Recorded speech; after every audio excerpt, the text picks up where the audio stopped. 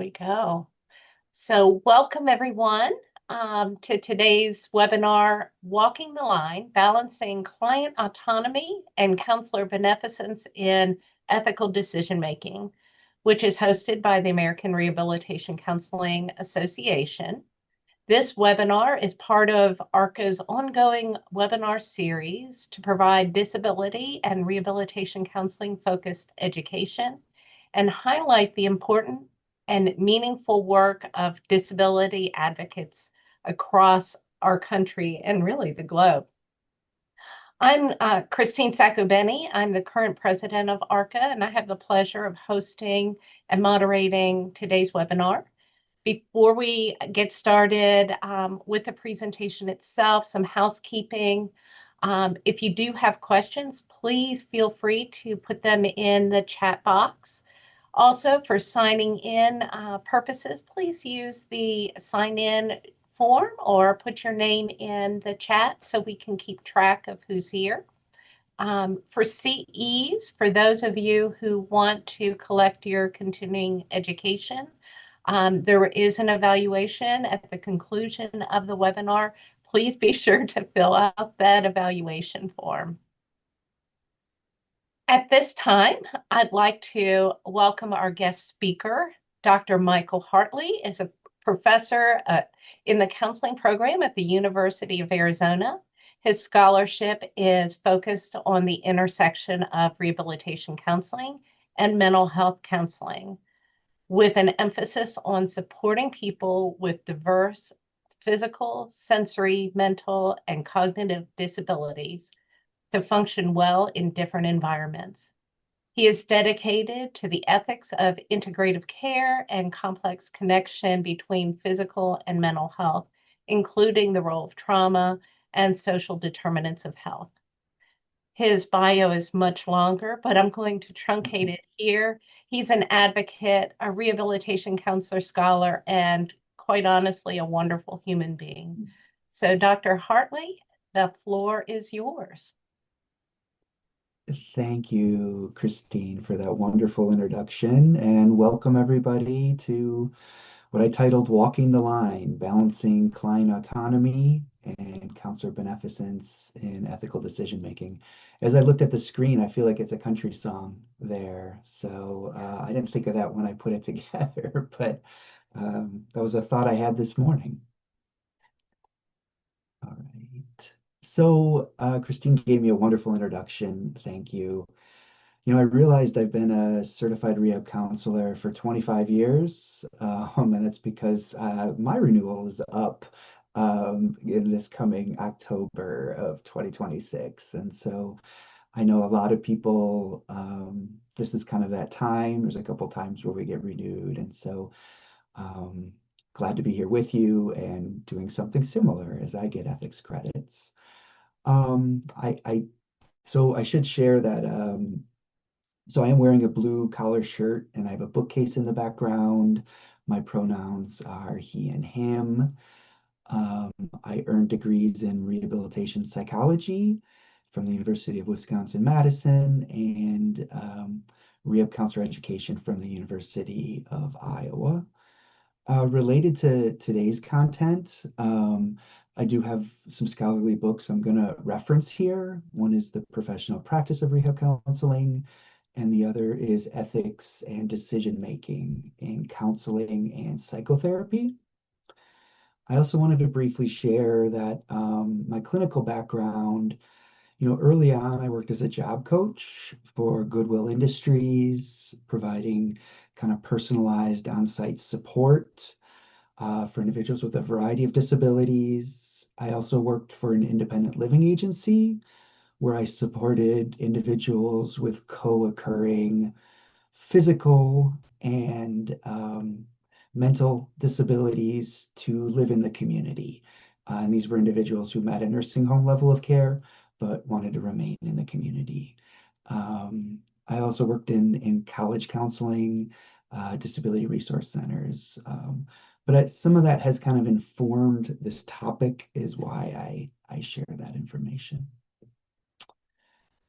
So I was so excited when Christine invited me to give this presentation. I think webinars and continuing education are really a crucial member benefit of ARCA.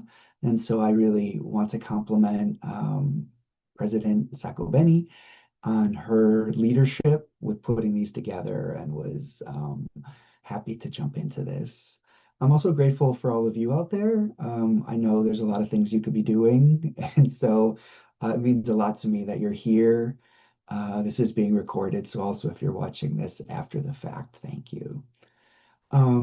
So in today's presentation, and full disclosure, I probably have too much content, so I'm just going to kind of gauge a little bit some topics, how quickly we go through them. But this PowerPoint will be available to you afterwards. Um, so I was thinking about what I wanted to talk about in terms of ethical decision making, and I just was thinking back to my clinical work and just trends in the field. And I thought that I wanted to do a deeper dive into this kind of tension between honoring client autonomy while also fulfilling the counselor's responsibility to promote client well-being. And so we're going to talk about some of the core principles that can sometimes come into tension, particularly in situations involving risk, impaired decision making, or value differences. We are going to also look at a structured ethical decision-making model and just think through how that could be used um, to just think a little bit more complexly about some of these and to make sure we're fulfilling both. I think what can sometimes happen, particularly maybe for a more novice counselor, is if the client says they want to do something, they're like, okay, just go do that, even though they might have reservations if it's successful. And I think perhaps another tension might be a counselor hearing a client wanting to do something or refusing something and thinking, well, this is going to be very bad for them. I need to force them to. And so I just wanted to get into thinking a little bit of the complexities of that, which is kind of the goal for today. So learning objectives, we will talk about ethical principles, particularly autonomy and beneficence, and how they can come into conflict. We're going to talk about and apply a structured ethical decision-making model to think about how to reduce potential harm and respect autonomy. And then we're going to talk about a couple counseling strategies and kind of thinking forward to ways that our field can continue to evolve and agencies can continue to evolve to really protect this because I think it is more complex than sometimes we realize. So quick review here, and as you're getting CRC ethics credits, I'm talking briefly about the principles and some of the standards. So there are six kind of ethical principles underlying the CRCC code, as well as practice. That is autonomy, beneficence, fidelity, justice, non-maleficence, and veracity. And I'm hoping you're familiar with those. I won't read the definitions are on the slide, but I'm really just going to read the two definitions for the core principles we're focused on. And that is the first one is autonomy, and that is to respect the right of clients to be self-governing within their social and cultural framework, as well as beneficence, to do good for others, to promote the well-being of clients. And honestly, these two things go together really well. So as I was putting this together, I wanted to be careful that I'm saying these typically aren't in conflict. These work really well together. It's just when there is a potential conflict, how to navigate them in a way that you're honoring both of them. And that's kind of the spirit of this presentation. So kind of getting into this a little bit, in terms of ethical dilemmas when you're kind of unsure of what to do or there appears to be a conflict, um, I think a common one is when respecting kind of client autonomy conflicts with what the counselor views as a duty of beneficence or a duty of care in rehabilitation and healthcare. So the key difference lies in autonomy valuing clients' personal choice, while beneficence prioritizes kind of the moral obligation to help clients and to do what the counselor believes is in the client's best interests. And so autonomy emphasizes an individual's right to make informed decisions about their own life and body, prioritizing self-governance and personal freedom. Beneficence focuses on actions that promote the well-being and best interest of others, often requiring interventions or services to provide benefit or prevent harm. And so the other ethical principles I kind of named do come into play in these, but I'm going to really, throughout this presentation, really try to tease out this perceived conflict of a client either wanting a particular service or treatment plan or refusing a particular service or treatment plan, and the counselor, with their expertise and knowledge, being concerned that that's not in the client's best interest. And really the focus of this is how to honor both of those things, and making sure we're not overreacting and being, oh, the client said this, therefore I'm just going to let the client go do this and fail. Um, and then also it's not going to be, I think the clients, this is going to be bad for the clients, so I'm going to be forceful in my treatment plan and require this. But really, I think trying to get into that gray area and some of the tensions in between. So there's a historic tension that I just want to acknowledge here, related to paternalism. And this is not unique to rehab counseling. I think this is kind of healthcare, social services more broadly. And there is a history of policies and practices characterized as paternalistic, because decisions were made for clients. And so, this a paternalistic orientation compromises the autonomy of individuals with disabilities by dictating changes that are believed to reflect the best interest of the client.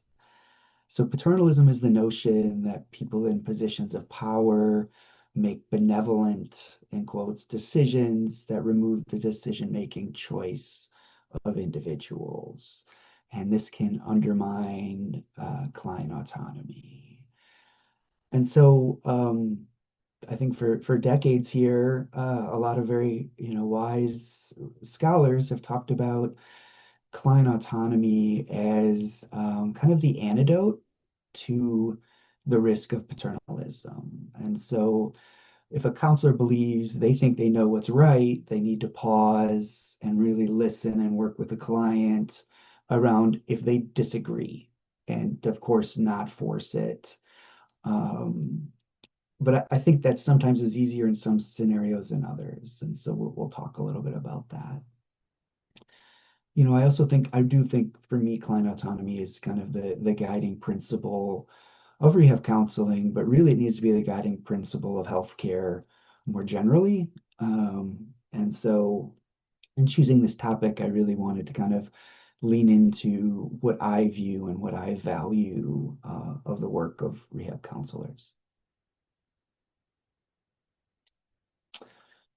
So just a quick table here, just to think through what these kind of things look like. So I already said the definitions in a previous slide, but the focus of autonomy is on respecting client independence. The focus of beneficence is providing beneficial care and ensuring well-being. Typically, when we get into, and we're going to look at the current CRCC Code of Ethics, um, autonomy is about supporting clients' self-determination and informed consent. And then beneficence is the counselor acting in ways to maximize positive outcomes and minimizing harm.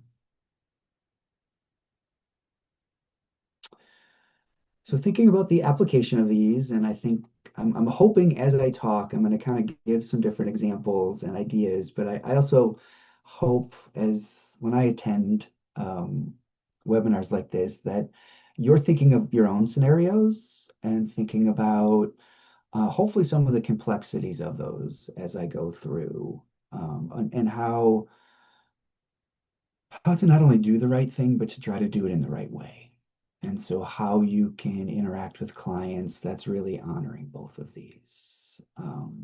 So, in application, autonomy is about clients making decisions for themselves and counselors respecting their values and preferences, even if those values and preferences don't align with the counselor or don't align with our profession even like the clients need to be kind of self-governing in their own lives um, and then I think often beneficence in relation to autonomy is if we see clients who are struggling to make decisions that are protecting themselves from harm, that's where we're all in this profession for a reason.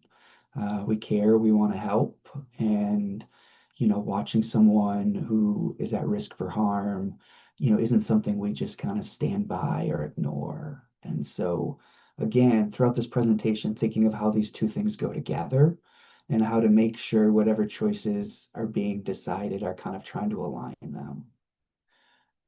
Um, so again, potential conflicts here. So with autonomy, supporting client choice, even when it may lead to harmful outcomes.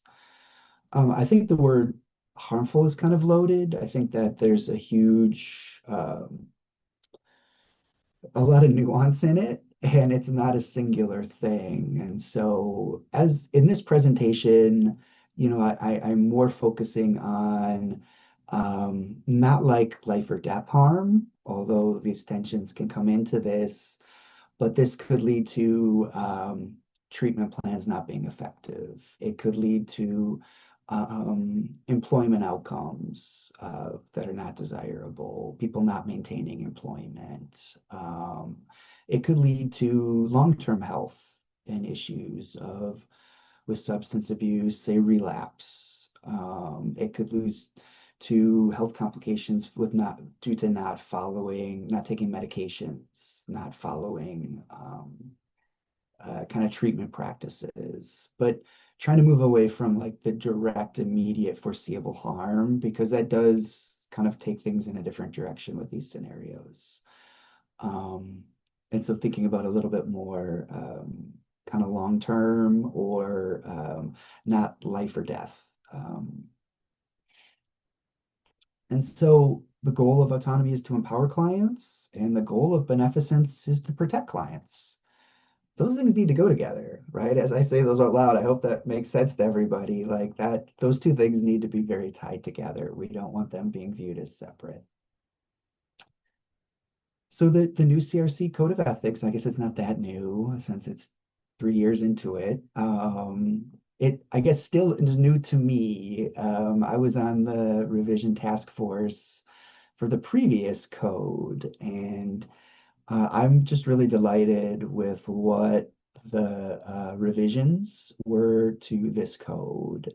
That's not to me the code I worked on was less effective, but things evolve, and I think that the 2023 code has really evolved with our field, and so kudos to the people involved in that process. So the Code of Ethics does have enforceable standards related to both autonomy and beneficence. And so probably the clearest one for autonomy is in Section A, which is the counseling relationship. And it is the idea that CRCs um, respect clients' rights to make decisions on their own behalf. And any sort of decision making that limits a client's autonomy is very carefully undertaken. and only after careful deliberation. And if that happens, counselors must advocate for clients to resume responsibility as soon as possible. And a goal, again, is we want clients to remain active, empowered participants in the rehabilitation process. And I think it's a big red flag if that is not happening over time. And again, there are instances where there can be impaired decision making, there can be scenarios, but really holding this as kind of a prima facie principle that we're focused on. So some more standards, just to give some concrete language to this of autonomy in the Code of Ethics, counseling plans. Clients collaborate in developing individualized plans, which must respect client-informed decision-making and be reviewed and revised with client participation. And so a very clear standard, and I think that probably is one that is, for the most part, done. I think that with busy schedules, it can be rushed at times. And we're going to talk a little later on, what are some potential challenges to this? And um, particularly in our current culture, as clients are definitely gaining information online, which may not be accurate. I think that counselors in a position where they have to be sharing information, and sometimes they're controlling that and may unintentionally share some information but not other information. So we're going to kind of get into some of the complexities of this, but I want you to see that the code is very clear of clients collaborating in individualized plans. Another standard here is informed consent, and clients have the right to choose when to enter, continue, refuse, or modify services. And that is a right clients have. Um, and so if we counselors believe it's not in their best interest, I think we have to be very thoughtful. And I think we may need to express that, not may, if we really believe that as counselors, we need to express that, but we need to do it in a way that does not um, shame clients, that does not make them feel any lesser, but is a conversation and is a thoughtful one and may look different depending on different things. But I think at the end of the day, we really need to honor this as a core principle of the work we do, that people have the right to make their own choices. And even if we don't necessarily understand those choices fully, um, that does not mean they don't have those rights, and we need to respect. Dr. Hartley, I Yeah, apologize for interrupting, but Holly jotted in the chat that yeah. this dance between the two, um, she says, I work a lot with individuals with severe eating disorders, and this can be a really hard balance to find. Thank you for that, Holly, and for Christine. So I get to take a sip of water there too. So I would say, any feel free to post these to Christine. Yeah, I think a really great example, and one kind of within my own family, I'm aware of uh, pretty closely, and I know there are times where it becomes life and death, to be honest, with eating disorders, and there are times where there is a enforcement of right of what might need to happen, or and again, people can deny, and it's also different on ages. With eating disorders, they often start younger, right? So it could be someone's not 18 and parents are making some choices. Um, but I would say I appreciate that comment, because I think you need to get the individual involved in that process. And it can be a pretty painful one with eating disorders, in terms of watching people make choices of not eating. When I say painful, so it can just be one that a counselor may see what's in the client's best interest, family, or and a family member would see what a member's best interest. And I should pause on that. This is more my being aware of that and that tension. So I appreciate that, because I think there's lots of these examples, and I think there's some settings where people become maybe more capable with that kind of dance. And I imagine, Holly, in the work you do, it's probably at every day, every moment, every conversation dance of articulating this of this kind of beneficence and trying to do good while also listening to and perhaps having to suspend some thoughts of what's happening in the client's viewpoint of that. And of course, with eating disorders, right, there's, like I said, with harm, right, definitely a continuum of where somebody might be at with those. Yeah, absolutely. And I do work in the residential setting. Mm, And so for patients 14 and up, treatment is voluntary. mm, So we give them that right, but then kind of set those contingencies of these are the requirements to stay in our program versus us recommending inpatient care. And then within that, trying to give some individual choice. And okay, here is the meal plan in terms of like calorie intake we want you to follow. But mm. here are options of maybe foods that are safer than others. Thank you for that. Thank you for that. That's a really great example too, and really ties with the informed consent. Of thinking through and establishing those. And definitely treatment plans can also have consequences. So, but that is the nuance of it. So I think that's a really nice example of thinking of plans, informed consent. Um, and I have on here the standard inability to give consent if someone has limited capacity, which can happen. And then I hear this term of assent, and that can also be referencing to minors, as Holly mentioned, of making sure that within treatment centers that the someone under the age of 18 has assent. Um, to be part of that, yet there also can be consequences if things aren't being followed. So a few more around autonomy, and I think of these as different kind of autonomy kind of through client control. So I say through control, not through counselor control, but through client control and self-determination. Of course, end of life care is kind of a whole nother area that's a little bit outside of this particular presentation, but knowing there's standards related to that.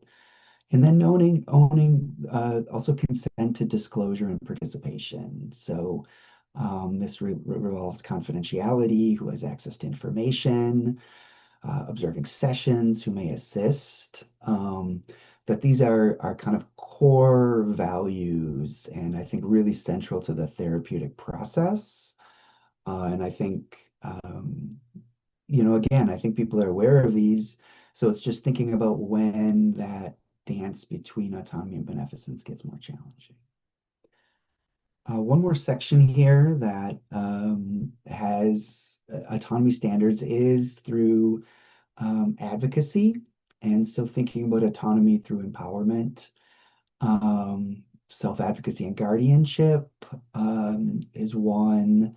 And again, you hear words like empower in the code to clients understand their rights, the standard empowering the client, ensuring the client's voice is heard and valued by supporting informed choice and participation. I think sometimes this can come into play where a client kind of accepts a treatment plan maybe, but there's some things that they might have reservations about. So making sure that's documented, right, in the system and not just like, okay, they signed their treatment plan, we're now going forward with making sure um, that's captured of what the essence of what they were trying to articulate. And then advocacy and consent. So, of course, I think a big one that can happen is some of the, excuse me, um, as counselors, right, we often are very focused on advocacy and we see barriers in the environment, we see negative things in the environment, and we, of course, want to advocate against those. and especially if they're negatively impacting our client, whether that's employer practices that are unfair, um, a client not having access to particular services. And I think that's one where this beneficence comes in, and it's like, well, we need to do good because we need to remove this barrier, and we have to talk with the client and make sure that's aligned with the client's decision of autonomy. That if the client doesn't want to advocate against that, as much as we want to, we need to be really thoughtful about that. So I think that's another scenario that can kind of pop up. So those were kind of the autonomy standards that I wanted to just highlight, where really I think autonomy is front and center. And I really want to highlight the beneficence standards. And really the goal here is to kind of do a deeper dive into these two ethical principles and what they look like and how they're applied in practice. So I think the clearest standard in the Code of Ethics on beneficence is primary responsibility. And the primary responsibility of CRCs is to respect client dignity and promote their welfare. And I don't know how we do that without autonomy. I think that needs to be central to it. If we're taking away someone's autonomy, it's going to be really hard for us to do that. The welfare part is the part that I think kind of, and thinking of the eating disorder example or other disorder examples that could become high stakes, can be a concern. But I also think it can take the place in vocational counseling. And I think the idea of placing a client for a job in an employer, and a client is kind of like, I don't want accommodations. And without accommodations, the client might not be successful in that particular job. So I think there's other ways where there's consequences to these things. And this is where the counselor needs to do that dance of, okay, I hear you, you don't want this accommodation, really listening, and also in a very collaborative, therapeutic way, talk about what the counselor sees and what the potential benefits of the accommodation could be, and doing it in a way that does not embarrass or dismiss or shame the client, but to really do it with this goal of beneficence and autonomy together, and almost a little bit more like process versus outcome, really focused on that as a process. We see also with beneficence in employment planning, counselors consider full client abilities, mitigate barriers, and facilitate placement consistent with client welfare. We just need to also consider autonomy within that aspect of client welfare. Same with a vocational independent goals. We want counselors that are developing goals and services that are consistent with abilities, culture, needs, and welfare. Again, that needs to be through the client's lens. A couple other ways I just want to bring up in terms of, because I think as counselors, we want to do good, right? And we care deeply about the art and science of rehab counseling and the services we're providing. And so we practice with it. We are practicing within our own scope of competence. And so Section E is kind of getting at this idea of Section E of the code of beneficence through competence. So A, boundaries of competence. Counselors practice only within competence to protect clients from harm. Monitoring effectiveness. Counselors continually monitor effectiveness and improve performance when needed. A third one here is scientific bias for interventions. Counselors use techniques grounded in theory or scientific evidence. And so I think most counselors, I think, take this pretty heavy on their shoulders of wanting to do kind of state-of-the-art practices, evidence-based practices. They're pulling from the literature, and they might say, hey, I think this would work really well with this client. Like, it just seems like this client would benefit from this treatment approach, and the client doesn't want it, right? And so rather than thinking of these beneficence and autonomy and conflict, this is where the discussions need to happen, right? And they can take time. They often can't be rushed. I also think that, again, we're in a culture where people are gathering information online. It's not all accurate. It's not all credible.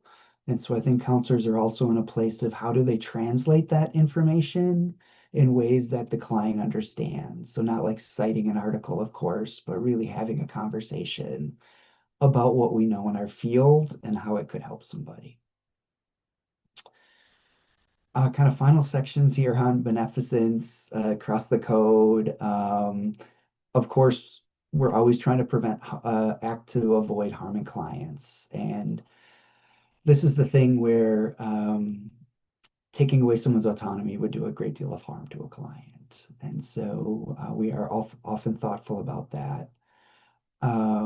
We're avoiding harmful service provision. We don't impose our values. And I think honestly, I always think of practicing within our profession's values, but we also have to realize that our clients may not always identify with our profession's values. And so while we need to practice within those, we need to be careful that we're talking about them with clients and not imposing what those might be, but that clients have choice. Some other ones just about harm, avoiding microaggressions, treating people with dignity. And this is where I think kind of fairly easily, if a counselor is questioning a client's decision or choices, we have to be really careful in how we do that to avoid kind of microaggressions. There's a history in our current society of people with disabilities kind of having rights taken away. So really being careful in those conversations as a therapist, as a counselor, if you're not agreeing with what the client thinks is best, how to do that really carefully. And then, of course, in particular situations of immediate harm, there are times where confidentiality needs to be broken or counselors have a different duty of care. We're not going into those as much in this presentation. So kind of in a summary here, respecting client autonomy is a cornerstone principle, and clients should have the right to make informed decisions. However, at times there can be challenges. A client may lack the capacity to make sound judgments. We'll talk more about that. There could be cultural, psychological barriers. We're going to talk a little bit about that. Um, and then there can be conflicts with what the client wants, maybe doesn't even quite align with recommendations of what we know in the field. And so those are where I think things become a bit trickier. And this is where we really need to put on our counseling hats and not view this as I've done an ethical decision-making model and telling a client, I've decided we're doing this. It needs to be collaborative. And that's kind of what we're going to talk a little bit about next. So some examples here of where I think it could be harder to work around these two ethical principles of beneficence and autonomy.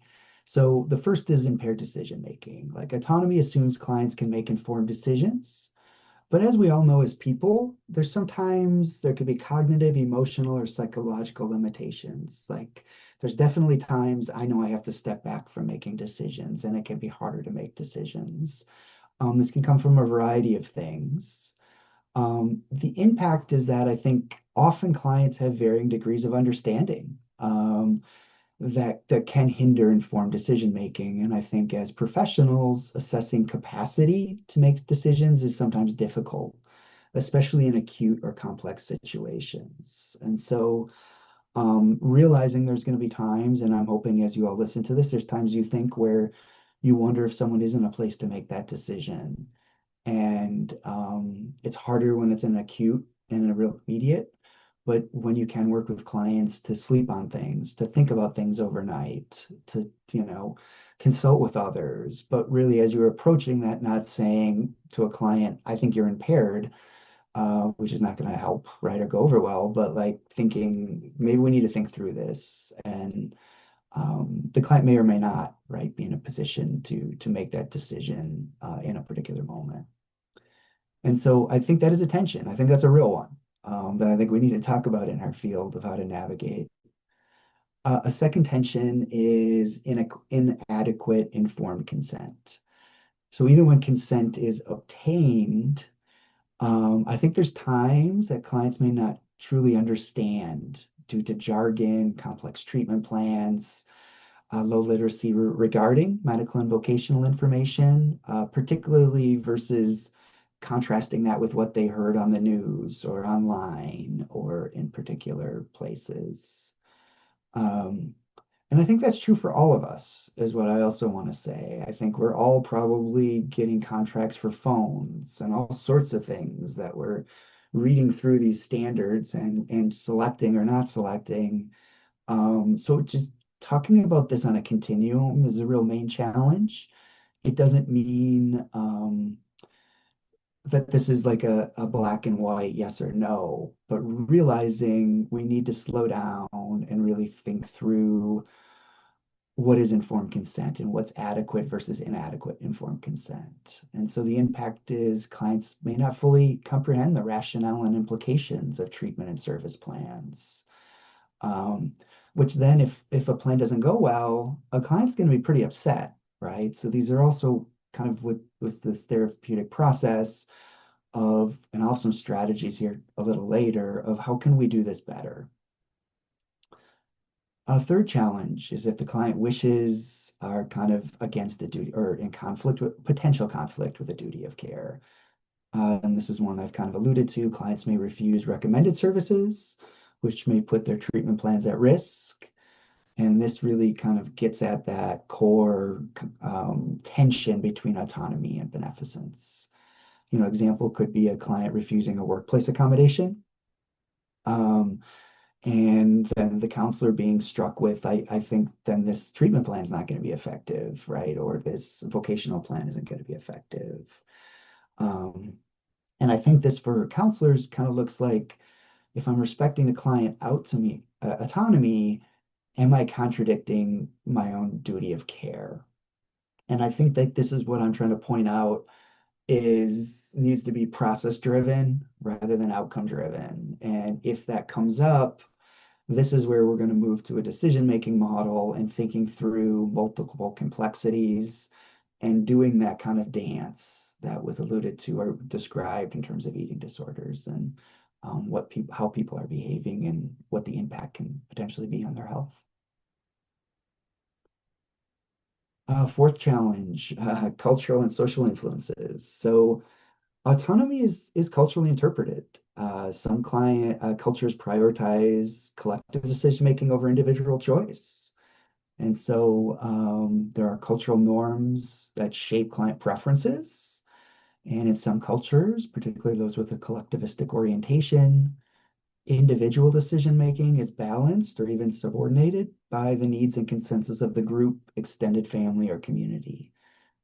And this is a bit of a clash with Western autonomy models, which is this an overly simplified term. I think autonomy gets talked about a lot in our culture, and it's like people should be able to do kind of whatever they want, or it kind of gets extreme where it's very individualized and it's not always community based. And so that can be perceived as a conflict. The counselor may perceive that like the client is kind of doing what's in the best interest of their family or community. As the counselor, my primary responsibility as a client, is there a conflict here? And again, this is the point of all of these is to lean into these and to work through them and think about the complexity. Another challenge here is socioeconomic and systemic barriers. The reality is, some populations, some individuals have reduced access to information and care. This is due to socioeconomic status, geography, systemic biases. We know this is related to delayed diagnoses, inadequate treatment, and reduced capacity for individuals to manage their own health. And so um, making sure we're not blaming clients for that. I think that what can kind of happen sometimes is there's a treatment plan in place, the client has agreed to it, and the client is unable to follow it due to these other factors and gets kind of treated as being non-compliant, right? And when in reality, the person was doing everything they could possibly do, but the treatment plan did not set them up for success. due to socioeconomic and systemic barriers. And so I think that's another challenge as we think about a client autonomy is it's not just about a decision that's made between the counselor and client, but it is a plan of action. It is how to execute what that decision is and what that realistically can look like. And that involves addressing structural inequities. Um, so a sixth one here. We're getting to the end of challenges, I promise. Clinicians as gatekeepers of information. I think we sometimes forget that we are actually controlling a lot of information, and we can unintentionally influence or limit client choice because we are limited in what we can share, right? And we have to translate it. And so thinking through how we address this, because I don't think this necessarily means giving more and more and more information where we are overwhelming people, but thinking about how we can kind of clearly and succinctly um, present information. And as some of the recommendations that I will make sure I get to in this presentation, talking about how to use like visual aids, how to be really thoughtful about how information is conveyed and how to assess if it's being understood or not. And I think that's really critical to removing power imbalances. Okay, I'm pretty sure this is the last challenge because I want to move into the other side of this. Okay, so narrow definition of autonomy. I think a critique can be made that like an oversimplified, maybe is a better way to say understanding of autonomy, focuses just on the ability to make decisions, ignoring kind of the ability to carry out treatment plans. So really a limitation is just, oh, a client said they want to do this. I think they should do this, so we're just doing this. But then if the client is in a position to actually implement that, have we really supported client autonomy, right? Have we really helped think them through that? Because we've really just said, oh, it was just about the decision. It wasn't about what comes next. And so really making sure there's executive capacity, there's resources to implement a decision. And I think this is when clients can be referred to as non-compliant because a treatment plan was made, they signed it, they agreed with it, but they didn't really have the things to set them up to be successful. Okay, I'm going to skip forward. This slide, which you have, is basically a review of the standards I went through and just kind of gave some examples for each one of where there can be attention.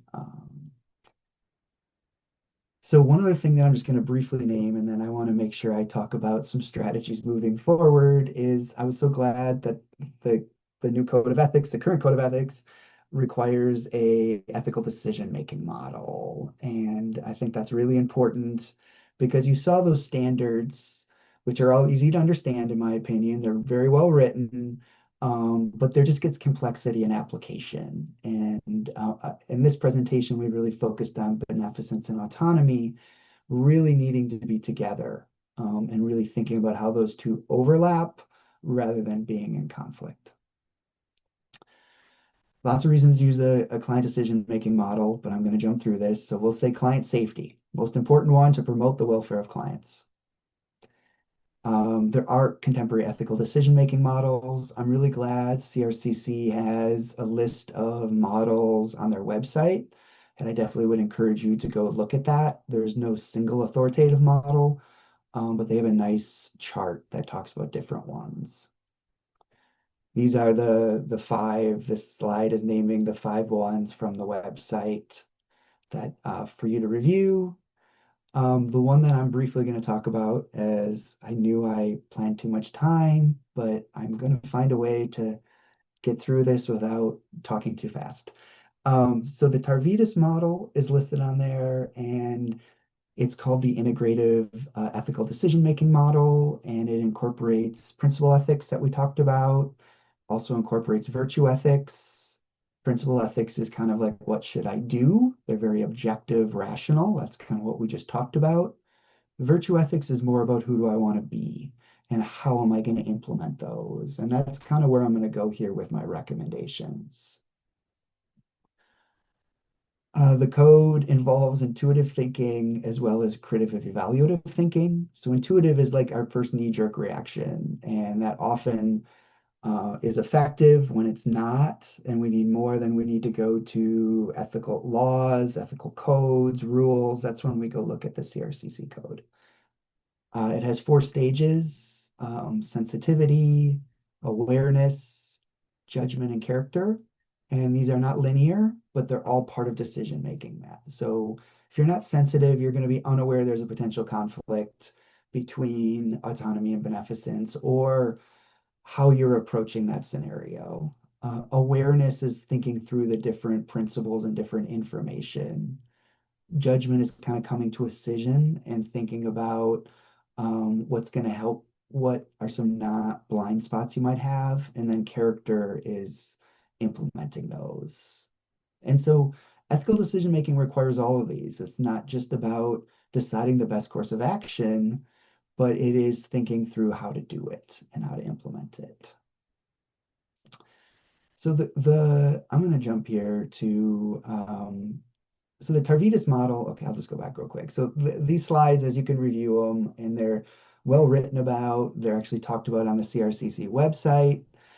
There's a great webinar on decision making models on CRCC that I would encourage everybody to take a look at.